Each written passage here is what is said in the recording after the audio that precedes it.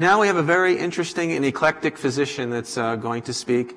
Lisa Chu is an MD. You met her earlier, and she asked some excellent questions. She's a life coach, musician, visual artist. She graduated from University of Michigan Medical School after obtaining her bachelor's magna cum laude in biochemical sciences from Harvard University. What she experienced in medical school inspired her to leave medicine and divine her own path of success and service. She now coaches physicians and other adults seeking fulfillment of their true life purpose. She is here to explain, to be the change you wish to see, one thought at a time. Dr. Chu? Thank you. Would you like the table or would you like the podium? I'll just walk around, I'll stand, Okay. and I'll, thanks. So I'm so moved and honored to be here. And I've been here since I arrived in Colorado on Sunday, and I've had the privilege of being in this webcast room with Judy and Dan and Mike all week, taking these visual notes and just really being in this space. And I wanted to start, just to kind of bring us all into this space of listening, with what I've learned about this summit since I've gotten here, because Judy and I met online maybe a month ago, and I had not met Mike or Dan until I got here. And I, as you can tell from my questions, I feel it's so important for us to share our personal stories, what's in our hearts, because that's ultimately our fuel for moving forward in change. And we have a lot of awesome ideas that we've been exchanging here that are so inspiring. But ultimately, we are being called to choose what's true in our own hearts, for us, for our patients, for our communities, for our world. And what I'd like to share about Mike is that, you see the banners, you see the website, you see the materials online, but there's a person behind that. There's a seed of someone's heart that was activated to create all of this. And what I learned is, and Mike may or may not share this on his own, so I chose to just share my experience of this, is that this is a physician like all of you who are really wanted to enter this profession to help his patients to the best of his ability and to serve, and got to the point in his own personal experience that he could no longer do that in the way that felt true to him. And he felt boxed into a corner by circumstances. And he was driven to what most of us would call desperation. And he was in a place that many of us may or may not have experienced ourselves, in terms of feeling like there are no more options, that he was completely powerless. And he considered a certain path. And ultimately, upon reflection and looking at his own life purpose, chose to create this. So he turned a circumstance of desperation into this amazing fertility of creativity and collaboration and conversation and exchange and connection that I think we all feel. So I share that, and many of you may have seen the video that Mike made on Tuesday where he burned his medical license on camera. And I was very inspired by that, actually. I don't know how many of you saw it and had your own response. I encourage you to watch it and to reflect upon what this means to you. What does this symbol of burning a license, a piece of paper, mean to you? And I want to just enter into sharing my perspective on that as what's happening for us, what's being called for in the medical profession, and actually on the planet for all of us. And so for me, this piece of paper is the symbol of what you thought you were, that you went to school, you did all your work, you did all the tests, and you jumped through all the hoops to be the good student you had to be to get through. And then you get this piece of paper at the end of the day. Here's who you are, and here's what you can do now that you have this piece of paper. And basically, All of what we're talking about is how we have agreed to live within the box of what that paper means to us. So when Mike burned that, to me, it was an act of liberation. It was his declaration of independence. Much like Dan wrote his paper of Declaration of Independence, Mike did that symbolically for himself. You'll have to ask Mike what it meant to him, but this is what I saw. So here's the question. Who are you? What are you here to do for your people without the constraints of what that piece of paper means, what you've made it mean? And each of us has a heart that maybe we seek to activate through our medical practice. Maybe there's many other ways that our heart can speak and act in the world. But first, we have to free ourselves from the illusion that that piece of paper is who we are. So this is what was incredibly powerful for me to see. And it's not just, one person. If you look at the founding of the United States of America, we did not go ask the Queen for her permission to be free. The founding fathers created a declaration, a statement. And we're being asked that from every single speaker that we've seen, and we're seeing the statements by every single one of the innovators that has spoken today. And I'm here, we're going to, because I'd like to show and give you an experience rather than talk about things, that I'm going to have Judy come up here in a minute. I'm going to show you what coaching is, and I'll tell you a little bit about my personal story and how I got to this point, and to the extent that I know why I'm here today. So I graduated from medical school, and I always knew that it wasn't something that really spoke to my heart. And it was a question of, when am I really going to stand for my own truth and go out there and see what does speak to my heart? And, I got all kinds of advice about how far I should go to give myself a big enough safety net to make that okay. And I just decided, I'm just going to get the MD, make my parents happy, and go and see what else is out there. So that's what I did. I graduated from medical school without a job. My parents did show up, and I found my way into the venture capital industry. So I really had to prove to myself that I could make money. And I was around these people. I learned a lot about how money flows. It was a really great education for me, actually, to be there, to be with actually great people whose world is investing money. And I realized, going through that that was not who I was either. And I don't know, and I tell this because maybe you relate to this idea that we're always looking outside of ourselves for permission to be who we really are, or to see an example of, oh, maybe I want to be like that. And it's okay. That's how we learn, how we gather information. And my message is to not be afraid to, when you find out what it is that really is your heart, to do it. So I was a venture capitalist for 3.5 years, and had a conversation with a fellow MD venture capitalist who said, Lisa, what's your number? And I said, what do you mean, what's my number? He said, we all have a number in this business, 50 million, 100 million, 200 million. We get to it, then we do what we really want to do in our lives. I said, what? I thought you were all trying to change the world like I am. I want to write the check into the next Medtronic and have it be the next great medical device company. Wouldn't that be a great impact? He's like, no, it's, you just build your career and then you do what you really want to do. And I was, still pretty young and wanting to make that really big impact that came from my heart. So I said, if I had $50 million, I would open a violin school. And I heard that come out of my mouth for the first time in my life. That was my dream as a 4-year-old. And 3 weeks after that conversation, because I realized at that point, having kind of been in the money world, I don't need $50 million to start a violin school.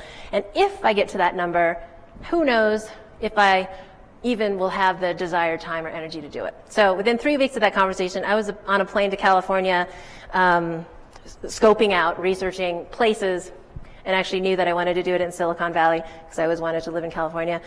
And I opened my violin school 9 months later. So finally, just my little personal story of how I got here.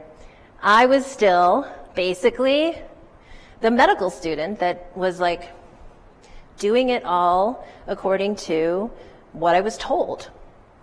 So, and also doing whatever it took, sacrificing my own body, not even aware of my own body really, just working whatever it took to take total responsibility for my students in the school. Maybe you can relate that. We're up at whatever time, whatever work it takes, we do it.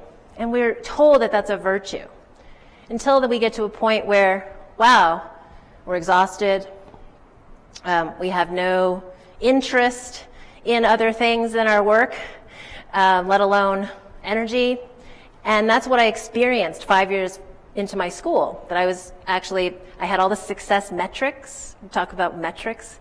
So I had all the business metrics. I was growing. I had the students. I had the facility. I had the great community of students that were so loyal to me. They were lifelong students, but I didn't include me.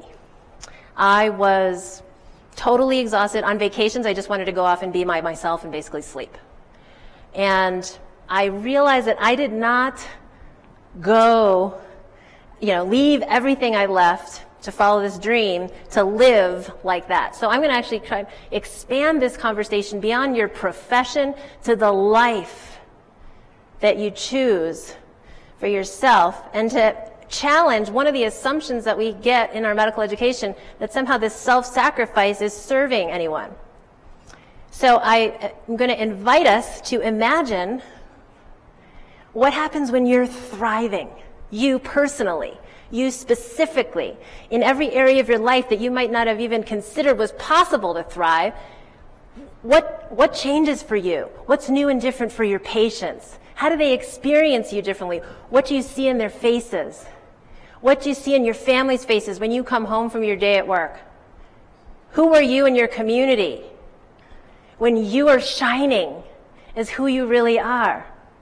And I will also challenge the notion that you require any legislative change to imagine this. And I will also challenge the idea that there's anyone outside you that you need to wage a war against in order to choose your thriving life. So I recognize that some of this is going to be like, what's she saying? But this is really what I've, in the last, going through my own experience of burnout and going through recovery. I walked away from my violin school, actually, because I just couldn't do it anymore.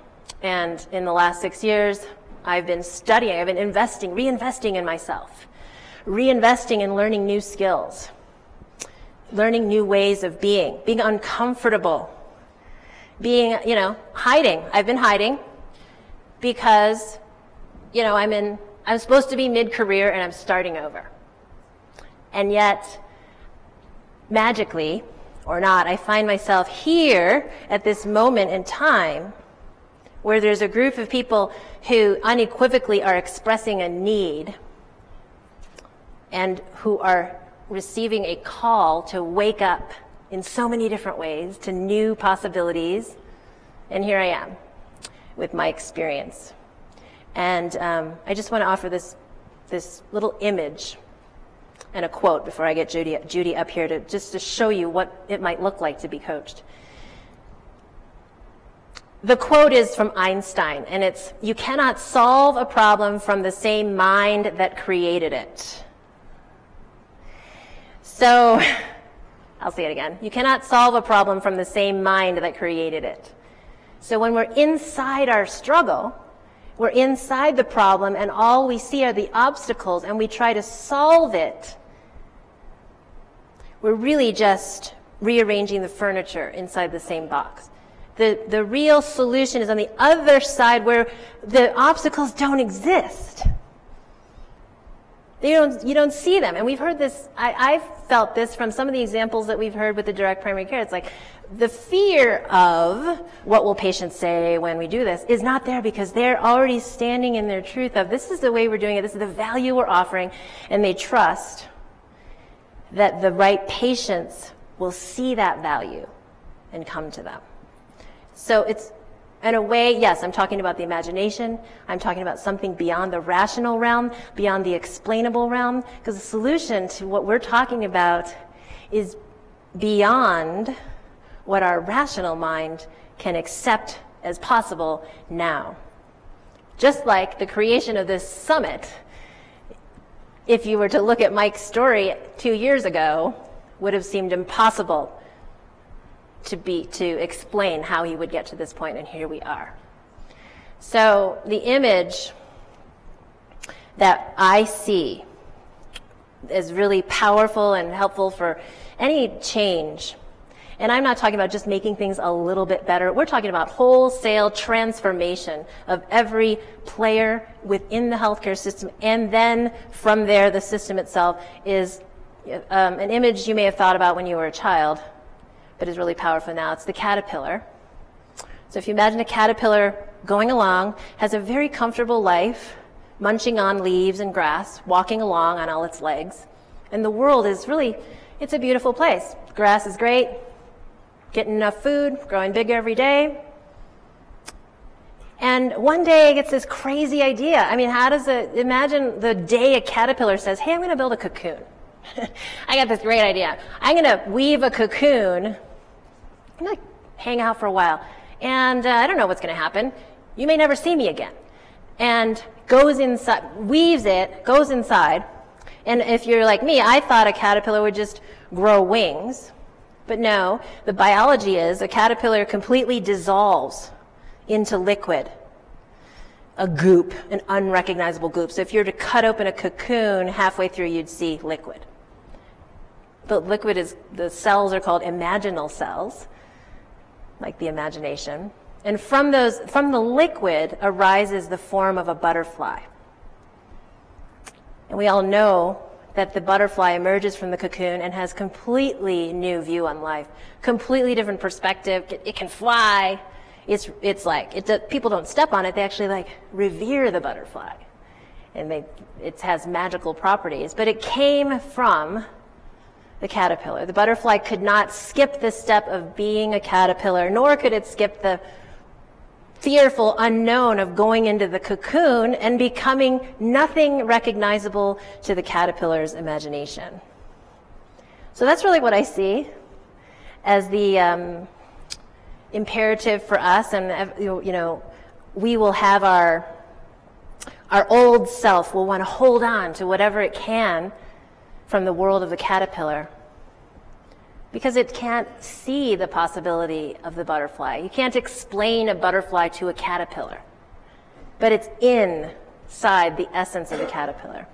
And that's the final thing that the take-home message for kind of all the transformational work that I do with people, because usually people come to me in a time of great despair, where all of their career options are, to their perspective, coming to an end. Their identities are coming to an end. And we reawaken the source of life and creativity and empowerment and thriving. And I'm really, that's where I am now, which is I'm not settling for just a little bit better life. Like, oh, can I make a little more money? I will not settle for anything short of complete transformation into your full thriving life. So with that, how excited are you, Judy, to come up here? We're going to do a little conversation.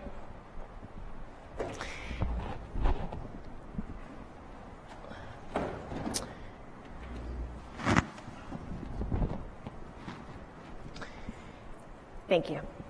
This is unrehearsed. Totally unrehearsed. We just agreed that we're going to do this. And what I just would request from the room is just your full presence. Because what we're going to do is as sacred as patient-physician relationship. Because what we're talking about is the heart. What we're touching is the heart. What we're reawakening is the heart. And we're doing it for the benefit of all of the viewers here, much like Mike and Judy and Dan put their hearts into this for the benefit of us. And you ready? do I have your permission to coach you? You do. Do I have permission to see perfection?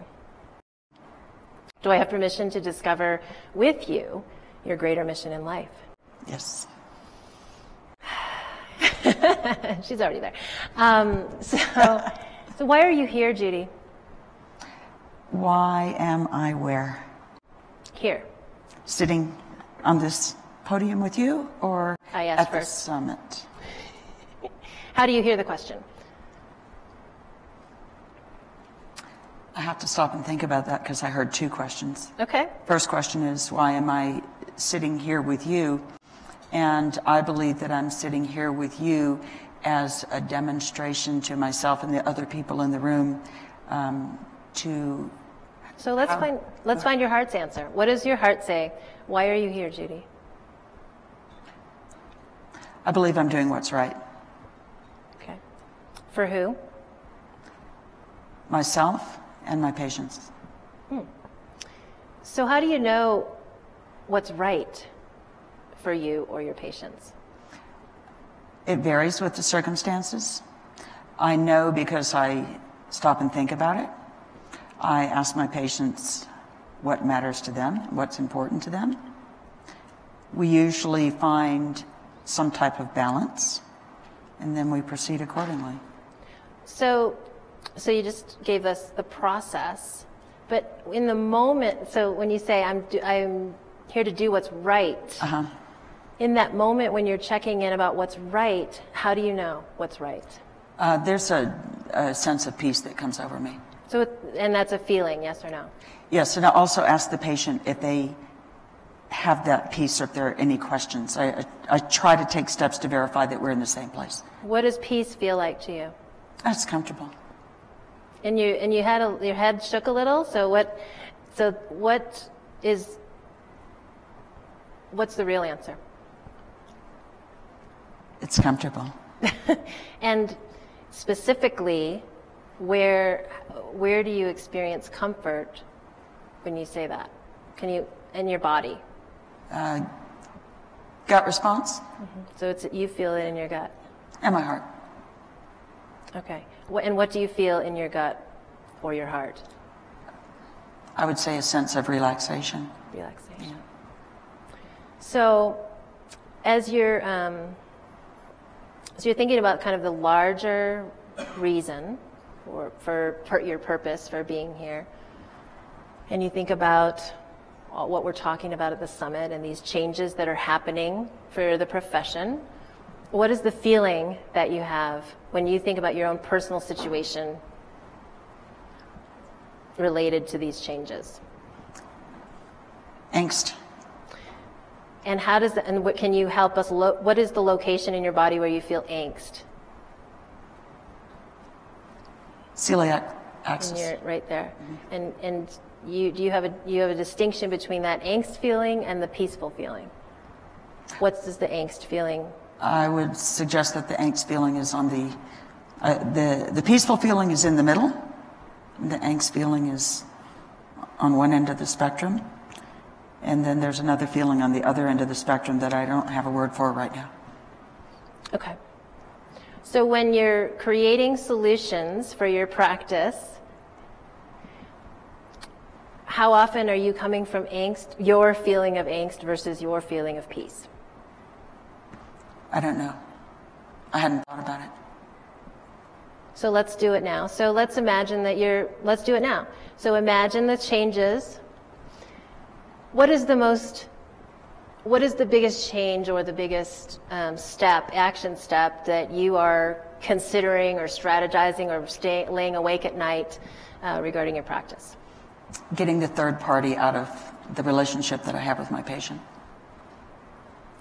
So getting the third party out of your, okay. Mm-hmm. When you think about having to get the third party out of your relationship with your patient, what is the feeling that you have in your body?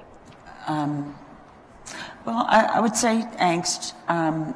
There's a degree of disempowerment. Angst is angst is fine. That's the feeling. Disempowerment is a concept, but you described a physical sensation for angst. Yes. And what I'm doing, I'm just going to narrate.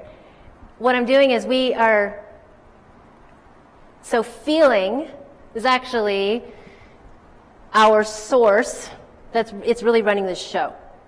So the choices that we're making that we are in mental strategy, actually we have all of these physical sensations and emotions happening that we just override with concepts. So I'm trying to get Judy to tune into her real experience in her own world out of concepts for now. So when you're thinking about getting the third party out of your physician-patient relationship, and you're feeling what you're calling angst, and you know what that is in your gut, how does that compare to what we were talking about when you said, I'm here to do the right thing? What was the feeling when you said, I'm here to do the right thing? And when you actually are, when you know it's the right thing? A sense of calm and comfort. So, so if we know that for you, the doing the right thing is a feeling of calm and comfort, and this idea of I have to get the third party out of my patient relationship is a feeling of angst. Is it the right thing for you to be doing? According to your own... I'll say that that's not something I want to do with my day-to-day, with my minutes and hours. And... But I also feel like it is something that is before me and requires my attention. So that's your justification, but I'm going to ask the question again. According to, when I'm doing the right thing, I feel X.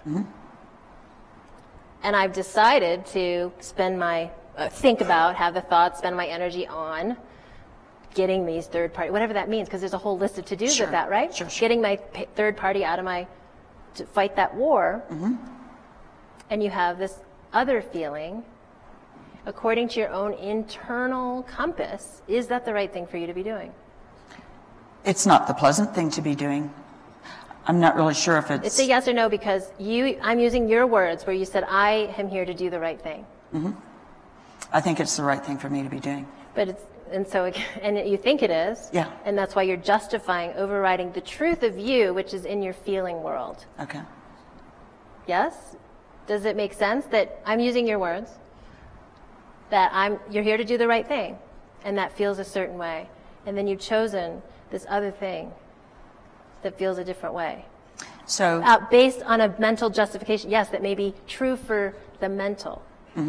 So what, if you were to think of an action that you can do in your practice tomorrow that gives you the sense of calm and comfort and peace that you know in your own body, what would that be? Dr. Sewell gave us a nice long list of things that I'm comfortable with, and that was enhancing the patient relationship, developing trust, communication, education. Okay, so I'm going to help you to narrow it down one by one, because again, these are great concepts, but what we're showing people is actually a possible way to choose, because we've gotten a huge number of options here that have worked for others, and we need a way to determine for ourselves which of these might work for us. So one way is check in with our own feeling. And I'm using your words of doing the right thing and what that feels like for you. So if you were to kind of just take a moment and maybe go down that list mentally that Dr. Sewell said and choose one and imagine doing it.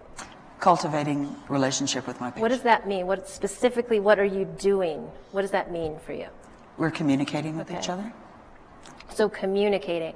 So you can see yourself communicating in a different way with your patient, and what is the feeling that you have in your body? I'll be honest with you, I don't see myself communicating in a different way. I think that I communicate very well with my patients. But that's something that I could do that would provide that level of comfort that I'm talking about. I don't think I need to make a change, though. So let's choose one that's different for you, that's like something new.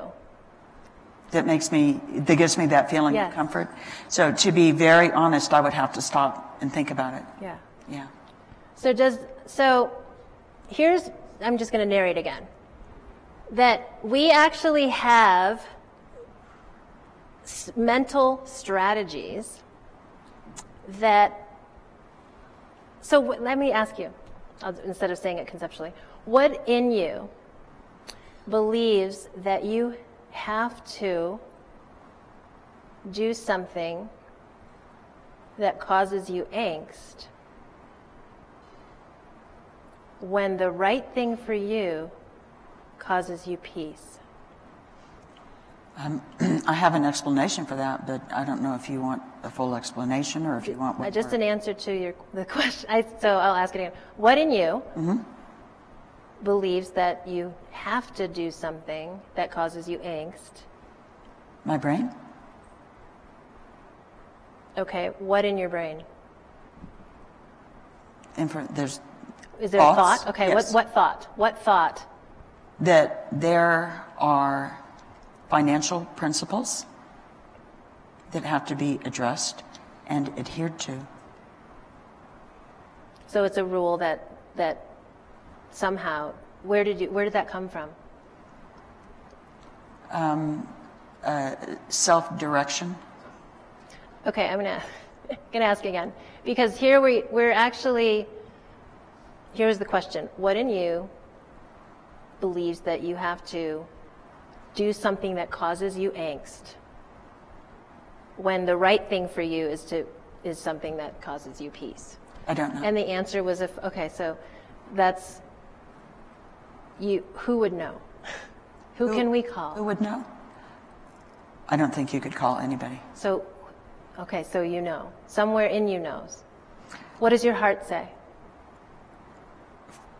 Really, for me to give you a concise answer, I'd have to spend some time thinking about it. I can work closer to it, but it requires some explanation. Does your heart require explanation? I don't know. Who would know? Who can we call? Nobody knows. So, what, and we are here, we're supporting you, we're fully present here. So, and this is a vulnerable place, we're on a stage. Uh-huh. What does your heart say right now? About what?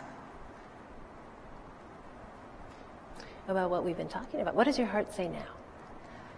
My heart says to identify what is obstructing what I want to do, address the problems, adapt to a new environment, and do that. Okay, and as you say that, Liz, what's the feeling that comes up in your body? And actually, it's a feeling of peace. That you have your marching orders, that you know. That I believe that I can adapt to changing circumstances. Okay. So what is the obstacle? The obstacle right now is, I believe that if I take the third-party payer, the third party out of the relationship, I do not know how I will meet my financial obligations. So what is the feeling? And we touched on this yesterday and the last few days, that fear is a big part of it. So when you say, I don't know how I'm going to meet my financial obligations, what is the feeling that you have? Frustration, maybe anger. That someone's doing this to me? No. Okay. That having come this far and given my heart, I find myself further and further down a road that takes something away from me. Takes what away from you? Right now, time. So the anger at I can't meet my financial obligations is they're taking time away from me. In order to adapt, I have to invest time. Okay, so that's just, you just don't want to do that. You don't want to have to do I'd rather not. There are things I'd rather do. So if you look at kind of the bigger question of why are you here, Judy? Why are you here? I'll ask you again. Why are you here? Michael asked me to be here. Okay, at the conference. And I'm answering you as honestly as I can. yeah. But in the grand, we're kind of the bigger picture, because when we're at war with our reality, can we really are we bringing all of ourselves to it? Are you bringing your whole self when you're spending a lot of energy being frustrated by, they're doing it to me? I suspect not. You've never heard me say they're doing it to me. And it's really true that Michael asked me to be here, and I had to stop and think twice, and his words rang true. And because of the truth in his words, I decided to do this. That's why I'm sitting right here. Thank you. I think we're out of time.